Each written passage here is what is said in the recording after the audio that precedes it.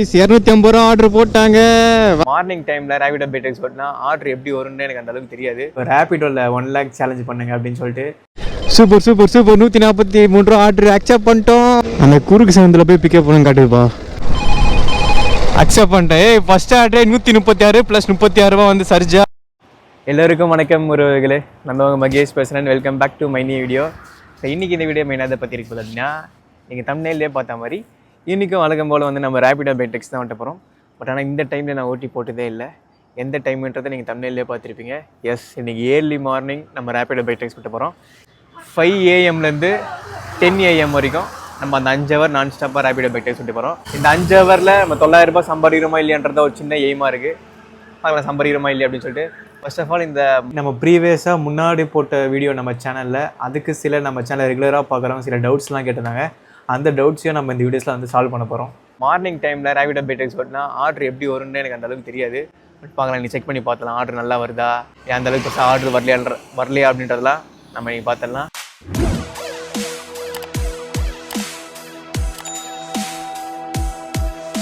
So அப்புறம் நம்ம வீடியோஸை புதுசாக பார்க்குறவங்க, நம்ம எந்த ஊரில் ரேபிடோ பேட்டெக்ஸி ஓட்டிகிட்ருக்கோன்னா, நம்ம ஓட்டுற ஊர் வந்து சென்னை.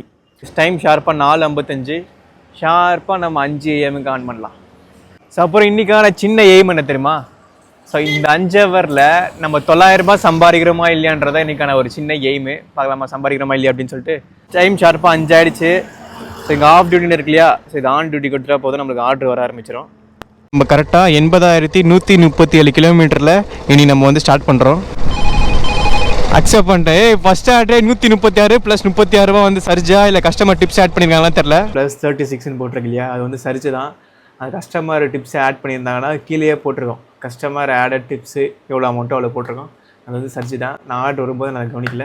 நம்ம சேனலில் பார்க்குறவங்க ரெகுலராக மார்னிங் டைமில் ரேபிடோ பேட்டெக்ஸி ஓட்டுறவங்க நீங்கள் சொல்லுங்கள். குறிப்பாக சென்னையில் ஓட்டுறவங்க உங்களுக்கு வந்து சர்ஜெலாம் போடுறாங்களா அப்படின்றத கண்டிப்பாக சொல்லுங்கள். இந்த ஒரு 6:30 மணி அந்த டைமில் தான் பார்த்து நினைக்கிறேன். அப்போ நோ சர்ஜ் அப்படின்னு தான் காமிச்சிது.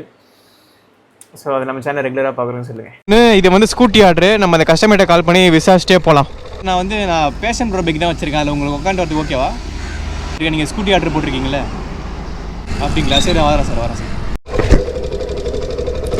ஓகே கைஸ், அந்த கஸ்டமர் சார்கிட்ட கால் பண்ணி பேசிட்டேன். அவர் வந்து பேஷன் ப்ரோ பைக்லாம் பிரச்சனை இல்லை அப்படின்ற மாதிரி சொல்லிட்டாரு. ஆனால் கொஞ்சம் சீக்கிரமாக வாங்க சார் அப்படின்ற மாதிரி சொன்னார். ஏன்னா வந்து இதுக்கு முன்னாடி 5 பேர் வந்து கேன்சல் பண்ணிட்டாங்களா ஆர்டர் அக்செப்ட் பண்ணிட்டு. ஸோ ஆனால் குழந்தைய வச்சுக்கிட்டு வெயிட் பண்ணுறாங்க அப்படின்ற மாதிரி சொன்னாங்க. ஸோ வாங்க கைஸ், நம்மளால் முடிஞ்சளவுக்கு கொஞ்சம் சீக்கிரமே போகலாம். மார்னிங் டைமில் இந்த காற்று சில்லுன்னு உள்ளே போகும்போது நல்லாயிருக்கு கைஸ். சுத்தமாக காலையில் அழகாக குடிச்சிட்டு ஃப்ரெஷ்ஷாக ஓட்டுறோம், நல்லாயிருக்கு. உண்டு உண்டு என்று நம்பிக்கை அலை விடு, இங்கு உன்னை விட்டால் பூமி ஏது கவலை விடு. 2 ஒன்றில் பார்ப்பதற்கு தோலை நிமிர்த்து, 2இல் 1 பார்ப்பதற்கு தோலை நிமிர்த்து, அதில் நீதி உன்னை தேடி வரும் அலை தொடுத்து. நெஞ்சம் ஒன்று நேர்மை உண்டு ஓடு ராஜா. ஒரு ரேபிடோவா 9042. ஆனால் ஒரு நிமிஷம் ஹெல்மெட் தரேன். ஸோ பின்னாடி உட்காந்துட்டு வர கஸ்டமருக்கு ஒரு நல்ல ஹெல்மெட்டாக கொடுங்க கைஸ். அதே மாதிரி அவங்க ஹெல்மெட் போட மாட்டாங்கன்னு சொன்னால், இல்லைங்க நீங்கள் ஹெல்மெட் போடுங்க அப்படின்னு சொல்லி கண்டிப்பாக சொல்லுங்கள். அவங்க போடுவாங்க. ஏன் அப்படின்னா நம்ம கரெக்டாக ஓட்டினாலும் வரவங்க எப்படி வருவாங்கன்றது தெரியாது. ஸோ அதனால் அவங்களுக்கு ஒரு சின்ன கீரை கூட ஆகாமல் பார்த்துக்க வேண்டியது நம்மளோட கடமை கைஸ். ஸோ அதனால் வந்துட்டு அவங்க ஹெல்மெட் கொடுங்க. ஏன்னா சேஃப்டி ரொம்ப ரொம்ப முக்கியம். ஓகே சார், போகலாமா? ட்ராப் வருன்னா எங்கேயோ சம்திங் போகுது. ஆல்மோஸ்ட் 3/4 நம்மளுக்கு தெரிஞ்ச வழி தான், ஒரே ரோடு தான் போகுது. ஓகே ப்ரோ, காலைல எதுனா சாப்பிட்டு வந்தீங்களா அப்படின்னு கேட்டால் காலைல பெருசாக எதுவுமே சாப்பிடவே இல்லை. சொன்னால் பேக்கில் பாதாம் முந்திரி தண்ணி எடுத்துன்னு வந்துடுங்க. அங்கே டைம் கிடைக்கும் போது பசி அடிக்கும் போது நின்று சாப்பிட்டு போகலாம்.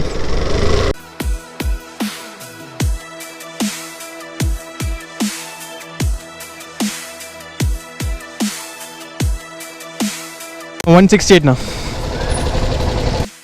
165. ஆனால் சார் வந்து 175 பண்ணிட்டு போயிட்டார்.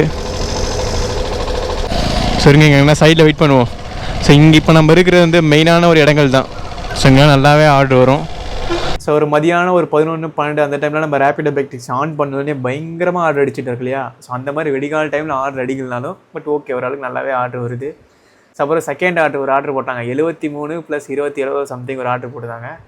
அந்த ஆர்டர் அக்செப்ட் பண்ணலாமா வேணலாமான்னு யோசிச்சுட்டே இருந்ததுக்குள்ள வேறு ஒருத்தங்க அக்செப்ட் பண்ணிட்டாங்க. ஸோ அதுக்கப்புறம் பார்த்தா ஒரு 10 நிமிஷம் மேலே நான் நினைக்கிற மாதிரி ஆர்டர் வேறு எல்லாமே சின்ன ஆர்டராக போட்டிருந்தாங்க.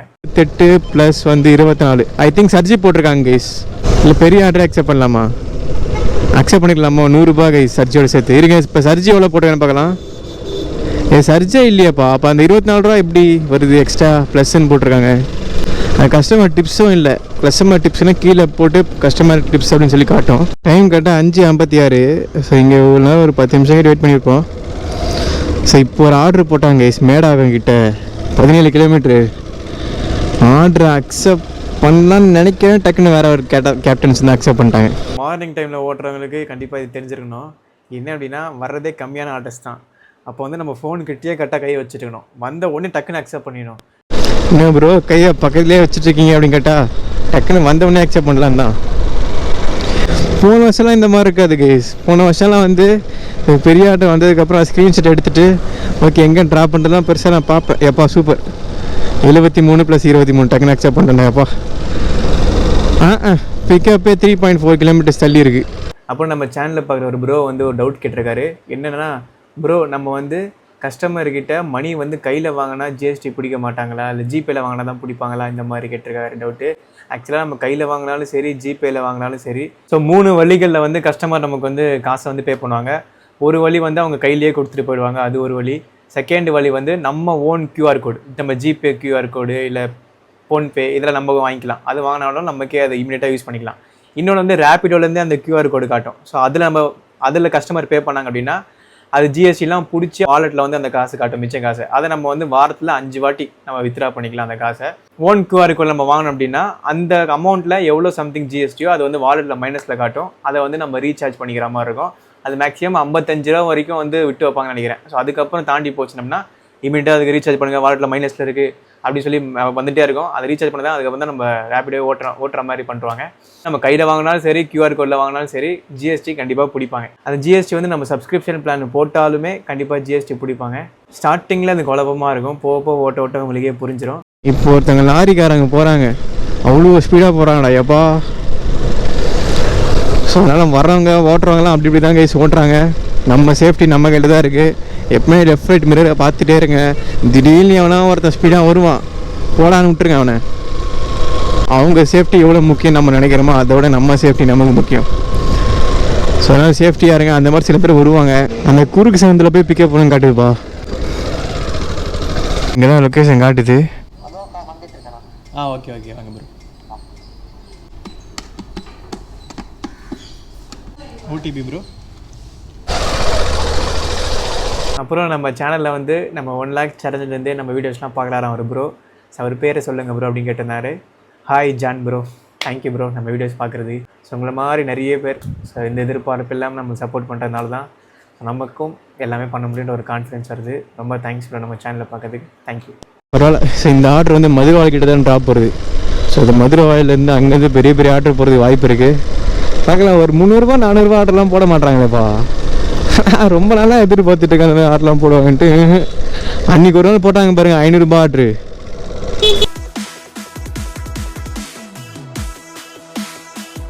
ப்ரோ 107 65 ரூபா ஆர்டர் போட்டாங்க, 3வது ஆர்டரு. அப்புறம் அங்கே போய்ட்டு கேமரா வச்சுட்டு இருந்தாலே நிறைய பசங்க கேமரா பற்றி பேசுகிறாங்க. இந்த கோபுரா கேமராக்கு அவ்வளோ பவர் இருக்குப்பா. அப்புறம் இது எதுவும் அகாடமின்னு நினைக்கிறேன், ஃபுட்பால் அகாடமின்னு நினைக்கிறேன். பார்க்குறதுக்கு அந்த இடம் பார்க்குறதுக்கு பயங்கர பாசிட்டிவாக இருக்கு. எனக்கும் ஸ்போர்ட்ஸ்லாம் பயங்கர இன்ட்ரெஸ்ட் இருக்குது சின்ன வயசில். அதுக்கப்புறம் அந்த இன்ட்ரெஸ்ட் வேறு ஒரு துறையில் மாறிடுச்சு. அதனால் இது அப்படியே ஷேட் அவுட் ஆயிடுச்சு. அப்புறம் நம்ம சேனலில் பார்க்குற ஒரு ப்ரோ வந்து ஒருத்தர் கேட்டுக்காரு. என்னென்னா ப்ரோ ரேப்பிடோவில் 1 lakh சேலஞ்ச் பண்ணுங்க அப்படின்னு சொல்லிட்டு. ஆக்சுவலாக எனக்கு இப்போ அந்த 1 lakh சேலஞ்சு இந்த மாதிரி பண்ணுறதுலாம் இன்ட்ரெஸ்ட் போயிடுச்சு. ஏன் அப்படின்னா அதை விட நம்ம ஒரு பெரிய 100 மடங்கான ஒரு பெரிய சேலஞ்ச் நம்ம பண்ண ஆரம்பிச்சிட்டோம். நம்ம சேனல் ரெகுலராக பார்க்கணும் தெரியும் அது என்னன்னு சொல்லிட்டு. ஸோ அதனால் வந்து எனக்கு அது மறுபடியும் பண்ண அவ்வளோ இன்ட்ரெஸ்ட் வர மாட்டேங்குது. 1000 சப்ஸ்கிரைபரே வரணுன்றது பெரிய கனவு வந்துச்சு. இப்போ அதை விட எத்தனையோ மடங்கு எக்ஸ்ட்ரா வந்திருக்கு. ஸோ இவங்களே முற்றக்கூடாது அப்படின்றக்காக தான். ஏன்னா நிறைய பேர் வந்து கேட்டாங்க ப்ரோ யூடியூப்பில் வீடியோ போடுங்க அப்படின்னு சொல்லிட்டு. ஸோ எனக்கும் வந்து சரி அவருக்கு நல்லா போயிட்டுருக்குது, நம்ம ஸ்டாப் பண்ண வேணான்றக்காக அப்பப்போ டைம் படிக்கும்போது போட்டுட்ருக்கேன். பட் ஆனால் இதுக்கப்புறம் நான் ரெகுலராக யூடியூப்லேயும் போடுவேன். ஸோ என்னால் முடிஞ்ச அளவுக்கு எல்லா டெலிவரி பற்றியும் போட்டுட்டு ஸோ இதோட பெரிய சேலஞ்செலாம் அவங்களை என்டர்டெயின் பண்ணுறதுக்கு நான் ஒரு விஷயம் பண்ண போகிறேன். ஸோ ஒரு 72 ரூபா ஆர்டர் போடுறாங்க. ஆனால் அது ட்ராப் கிலோமீட்டரே பாருங்கள் 8 கிலோமீட்டருக்கு மேலே இருக்குது. சூப்பர் 143 ரூபா ஆர்டர் அக்செப்ட் பண்ணிட்டோம். திவ்யா அப்படின்னு சொல்லிட்டு மேம் தான் பிக்கப் போட்டிருக்காங்க. இருங்க, பிக்கப்பு 2 கிலோமீட்டர்ஸ் போதா? ரைட்டு. வெயிட்டிங் அட் பிக்கப் அப்படின்னு சொல்லி மேம் மெசேஜ் அனுப்பிச்சிருக்காங்க. நம்ம அக்செப்ட் பண்ணதுக்கப்புறம் அவங்களுக்கு ஆட்டோமேட்டிக்காக மெசேஜ் போய்டும். ஸோ இந்த மாதிரி on the way please don't cancel order அப்படின்ற மாதிரி அவங்க வெயிட்டிங் அட் பிக்கப் அப்படின்னு போட்டிருக்காங்க. 3வது ஆர்டரையும் பிக்கப் பண்ணியாச்சு. பிக்கப் பண்ண இடத்துலேருந்து கரெக்டாக 16 கிலோமீட்ரு, 6 ஹவர் கிட்ட ஆகும். ஆன் பண்ணி 2 ஹவர் தான் ஆகுது. ஸோ அதுக்குள்ளே 414 ரூபா சம்பாதிச்சிருக்கோம். ஃபுல்லாக 2 கிலோமீட்டர்ஸ் இந்த மாதிரி ஆர்டர்லாம் போடுறாங்க. 250 ரூபா ஆர்டர் போட்டாங்க. வாங்க போய் பிக்கப் பண்ணுவோம். ஸோ இது இருக்குல்ல ராஜீவ் காந்தி ஜெனரல் ஹாஸ்பிட்டல்னு சொல்லி, ஸோ இந்த ஹாஸ்பிட்டலில் வெளில தான் வெயிட் பண்ணுறாங்களாம். 3வது ஆர்டர் வந்து பிக்கப் பண்ணியாச்சு. ஒரு சந்தோஷமான விஷயம் என்ன தெரியுமா? ஸோ பூந்தமல்லிக்கிட்டே ட்ராப் பண்ண வீட்டுக்கு நியர்பை தான். எப்பயுமே டெலிவரி ஓட்டும் போதும் சரி, பைக் டேக்ஸி ஓட்டும் போதும் சரி, அப்படிக்கெல்லாம் ஆட்டோ போட நல்லா இருக்குமேன்னு சொல்லி ரொம்ப நாளாக யோசிச்சுட்டு இருப்பேன். ஸோ இன்றைக்கி எழுந்துச்சு. இவ்வளோ சவுண்டு வரல இத்தனை நாள், ரொம்ப சவுண்டு வருது. அப்படின்னா பைக் இத்தனை நாள் ஓட்டும் போது சவுண்டு வந்தாலும் ரொம்ப ஒரு மாதிரி ஆக்சிடென்ட்லாம் முருகும்போது பரவாயில்ல ஸ்மூத்தாக தான் இருக்கும். இன்றைக்கி ஒரு மாதிரி ஆக்சிடென்ட் முருகும் ஒரு மாதிரி குறகுறப்பாக இருக்குது, ரொம்ப சவுண்டு வர ஆரம்பிக்குது. எனக்கு ஓட்டிகிட்டே இருக்கும்போது அன்சேஃப் மாதிரி இருக்குது. ஸோ அது இல்லாமல் நான் ஓட்டிகிட்டு போயிட்டுருக்கோம், திடீர்னு பைக்கிங் ஆஃப் ஆகிட்டு அப்படியே நின்றுமோ, பின்னாடி நிறைய பஸ்ஸு இந்த லாரி இந்த மாதிரிலாம் வருது. ஸோ மைண்டில் தாட்ஸ் ஓட்டிகிட்டே இருந்துச்சு. ஏன் அப்படின்னா நம்ம ரேபிட் ஓட்டும் போது பணம் சம்பாதிக்கணுன்றது எந்த அளவுக்கு நம்ம மைண்டில் இருக்கோ அதை விட ஒரு படி மேலே வந்து நம்ம சேஃப்டி முக்கியம். நமக்கும் எதாகக்கூடாது, நம்ம பின்னாடி நம்ம வரவங்களுக்கும் எதாகக்கூடாது, அடுத்தவங்களுக்கும் எதாகக்கூடாதுன்ற என் மைண்டில் எப்பவுமே இருக்கும். ஸோ அதனால் மைண்டு தோணுச்சு, ஓகே இந்த கஸ்டமர் சார் வந்து இங்கேயே வந்து ட்ராப் பண்ணிவிட்டு வேறு கேப்டன்ஸு புக் பண்ணி கொடுத்துடலாம், நம்ம வந்து மெக்கானிக் ஷாப்பில் போயிட்டு நம்ம வீட்டுக்கு போய் சரி பண்ணிடலாம் அப்படின்ற மாதிரி நான் யோசிச்சுட்டே இருந்தேன். அதுக்கப்புறம் இல்லைடா மகேஷ், நம்ம பின்னாடி மிரர்லாம் பார்த்துட்டு நம்ம சைடில் பொறுமையாக கொண்டு போய் ட்ராப் பண்ணிவிட்டு அதுக்கப்புறம் ஆஃப் பண்ணலாம் அப்படின்ற மாதிரி தோணுச்சு. ஸோ அதுக்கப்புறம் ஆஃப் பண்ணனா இல்லைன்றதை நீங்களே பாருங்கள். 225ண்ணா இந்த பாருங்க, பைக் ரொம்ப ஒரு மாதிரி சவுண்ட் வருது.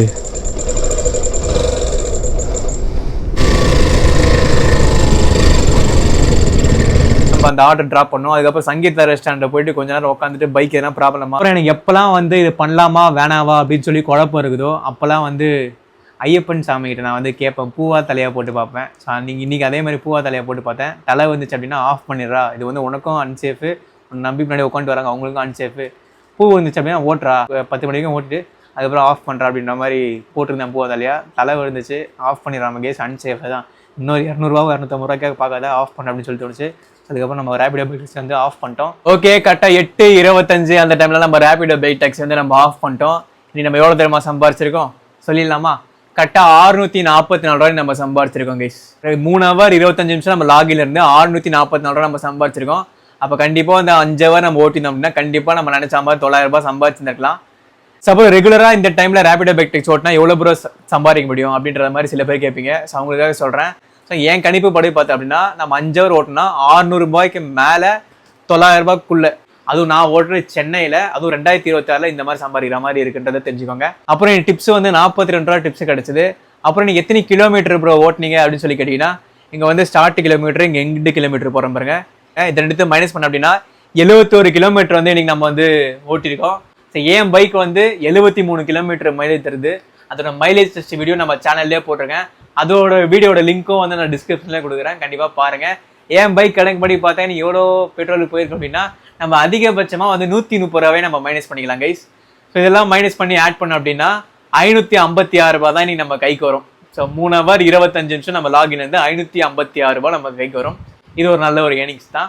அப்புறம் வந்து ப்ரோ ரேபிட் தரப்புல எவ்வளோ கமிஷன் பிடிச்சாங்க அப்படின்னு சொல்லி கேட்டிங்கன்னா, இன்னைக்கு நம்ம வந்து வழக்கம் போல இன்னைக்கு நம்ம சப்ஸ்கிரிப்ஷன் பிளான் போட்டுருந்தோம், 9 ரூபா காமிச்சது. அதனால இன்னைக்கு நம்மளுக்கு கமிஷன் பிடிக்க மாட்டாங்க, பட் ஜிஎஸ்டி பிடிப்பாங்க. அப்புறம் இன்னொன்று தெரிஞ்சுக்கோங்க, அந்த டுடே ஏர்னிங்ஸ்ல அமௌண்ட் காட்டுதில்ல, அதெல்லாம் ஜிஎஸ்டி பிடிச்சி மைனஸ் பண்ணி தான் அந்த டுடே ஏர்னிங்ஸ்ல காட்டுறாங்க. அப்புறம் போன வீடியோஸ்ல வந்து நம்ம சேனலுக்கு ஒரு அண்ணா வந்து கமெண்ட் பண்ணியிருக்காங்க. அந்த அண்ணா பேர் வந்து பிரபு அண்ணா. அண்ணா தேங்க்ஸ்ண்ணா நம்ம வீடியோஸை பார்க்குறதுக்கு. So thank you. நீங்கள் உங்களை மாதிரி நிறைய பேரோட சப்போர்ட் தான் என்ன மாதிரி பசங்களை கூட சாதிக்க முடியுன்ற ஒரு நம்பிக்கை வருது. ஸோ அதனால் உங்களுக்கு ரொம்ப நன்றி பிரபுண்ணா, thank you so much. And once again எல்லாருக்குமே நம்ம வீடியோ பார்க்குற எல்லாருக்குமே ரொம்ப நன்றி. ஸோ அதை தாண்டி வந்து உங்களுக்கு ரேபிடோவில் வேறு எதுனா டவுட்ஸ் இருந்தால் கண்டிப்பாக கமெண்ட்ஸில் கேளுங்க. நான் மேக்ஸிமம் கமெண்ட்ஸில் சால்வ் பண்ண பார்க்குறேன். பட் அது வந்து ஒரு பெரிய டவுட்டாக இருந்தால் நான் நெக்ஸ்ட் வீடியோஸில் அதை பற்றி நான் பேசுகிறேன் டீட்டெயில்டாக. சரி, ஓகே. கண்டிப்பாக இந்த வீடியோ உங்கள் எல்லாருக்கும் பிடிச்சிருக்குன்னு நினைக்கிறேன். இந்த வீடியோ உங்களுக்கு பிடிச்சிருந்தா லைக் பண்ணுங்கள், ஷேர் பண்ணுங்கள், சப்ஸ்கிரைப் பண்ணிக்கோங்க. அடுத்த வீடியோவில் வந்து சந்திக்கிறேன். பாய். சேஃபாக ரைட் பண்ணுங்கள். பாய்.